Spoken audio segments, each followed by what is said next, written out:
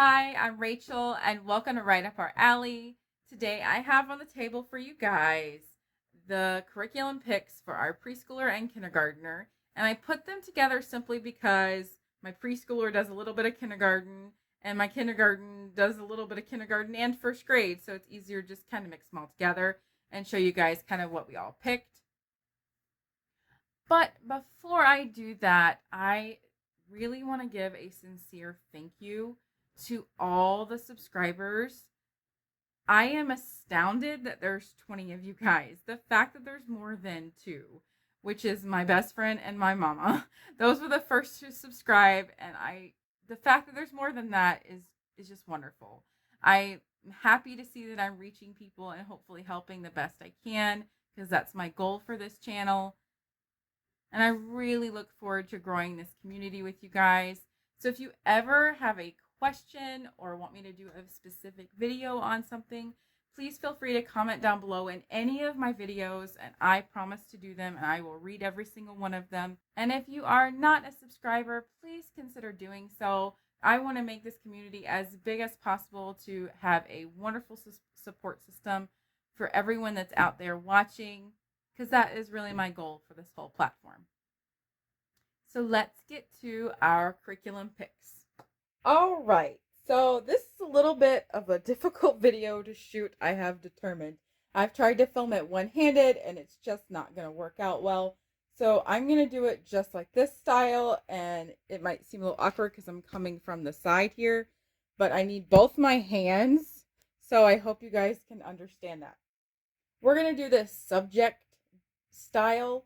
For history and science, I'll go ahead and mention we do unit studies as a group, and I will be going into more detail in another video for that. So for our core subjects, I want to go ahead and mention we are doing I'll start with my youngest son actually. He is almost 4 years old, so he is still doing his alphabet. So we are going to be doing solidifying that, as well as starting to do the writing, fine motor type activities with him.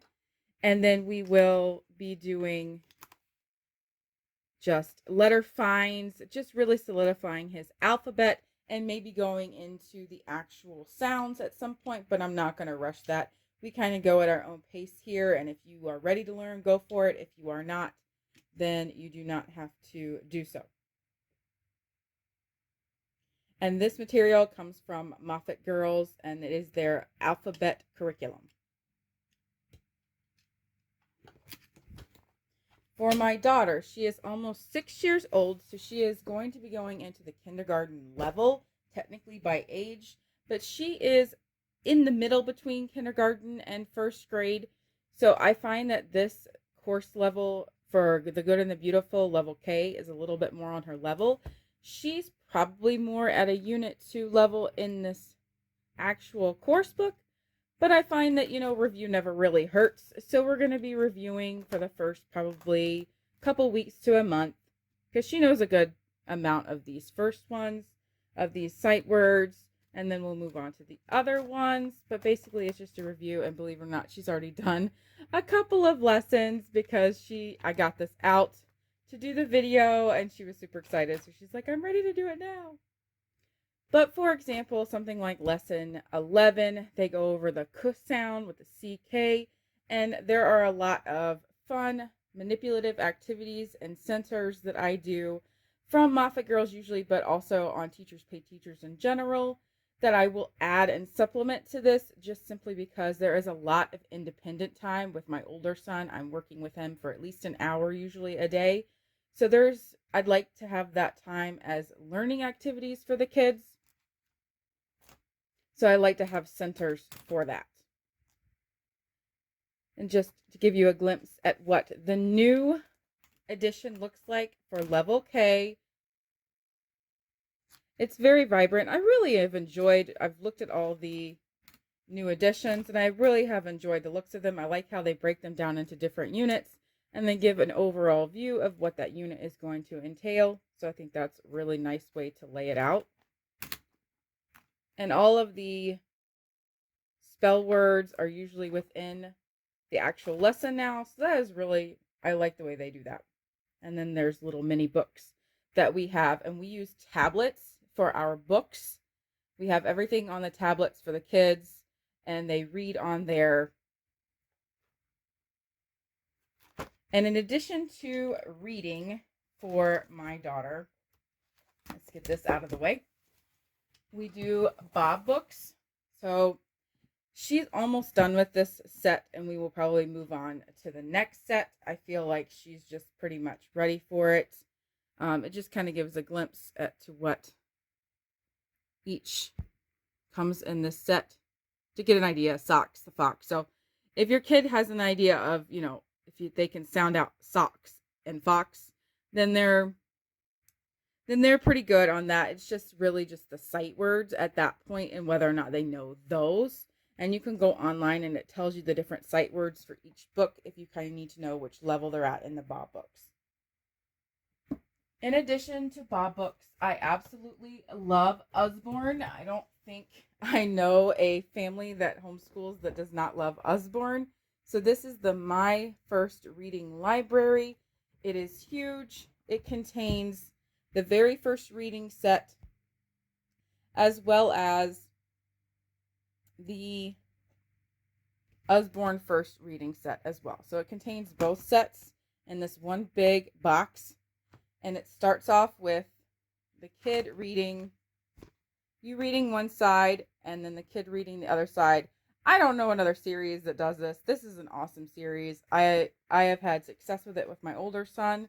So we have definitely started it with my daughter, and she can do the first couple of books. So she's super excited and really loves those as well.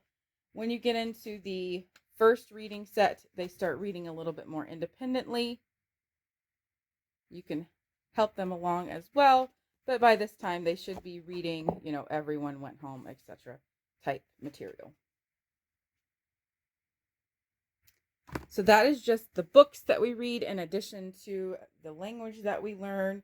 And we also, of course, because we love games, we play a lot of games. For instance, this is from the Games for Gains I've mentioned before in my third graders video. We do a lot of games from them. This is a nouns game. There's verb, prepositions. It goes on up to third grade and fourth grade material for language. So it's really awesome. And then we also do notebooking. And we will just cut these out and put these in a notebook. And we do lots of little activities from that. Usually for free on Teachers Pay Teachers. This actually came from the Moffatt Girls set.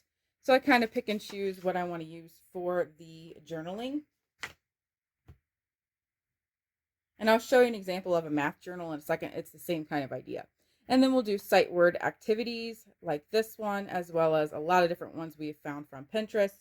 And I can do a whole video on sight words if you guys want me to, and what we do for sight words, because there's lots of different activities we do for that.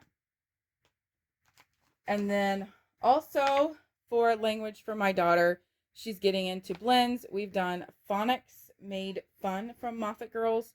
And this is level B now. She's on level B, so she's working on blends. So we'll do activities from there. Again, games, because it's super fun and engaging. And then the blending word mats, which is a separate file from that one. And I found the CVC one, which is the consonant vowel consonant one, was super helpful for her. So we will be continuing with that as well. I knocked the camera. I'm sorry.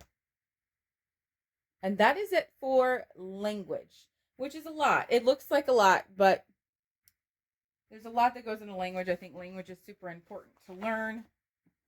For math, for my son, we'll start with my son. It's really just counting is really what it is. Counting and learning your numbers and understanding what that means. And then basic addition, right? So we will be doing Moffatt Girls kindergarten level. And this is just an example of their Unit 2 center. We do centers with him. That is all we do. We don't do journaling. We don't do anything really super extra. It's just all hands-on center type activities where they just count, do the right number, and then they flip it over and check it. And I have the dots on the back.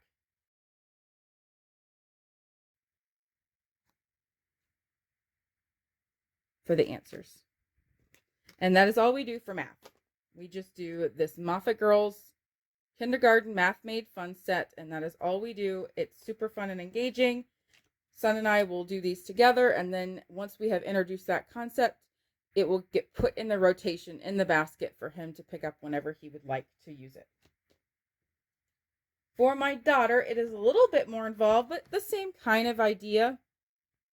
She will be doing the Moffatt Girls first grade Math Made Fun, and this is just an example of a center from that. We will do mainly centers to introduce an idea, and then also we will be math journaling for her. She's entering kindergarten first grade type material, so I feel like journaling is really important to kind of get a concept down.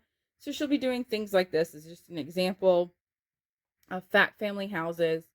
So we will just do activities like this inside of a journal, and that is what we do for journaling.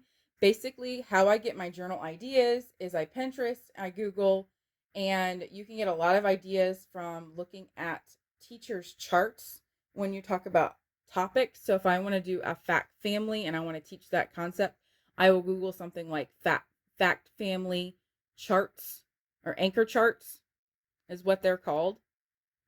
And that'll give you a good idea as to what to put on an actual journal page. You can also find them free on Teachers Pay Teachers. You have to put the little search filter as a free. I will also put links in the description box below of all the material that you've seen here in this video. So the first grade Math Made Fun from Moffatt Girls just looks a little bit like this. This is just one activity in there.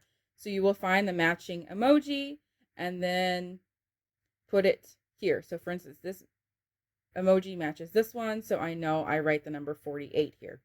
And that's what, and it gives them a chance to really understand their numbers and their number chart, because I feel that's super important to know your number chart before you start doing place values. And then it helps also to count by tens and count by twos and so on, which will be also included in this unit. So this is unit 1, and counting by twos is in this unit as well, and it will be doing that as well as introducing the ordinal numbers. So first, second, third, fourth, fifth, and so on.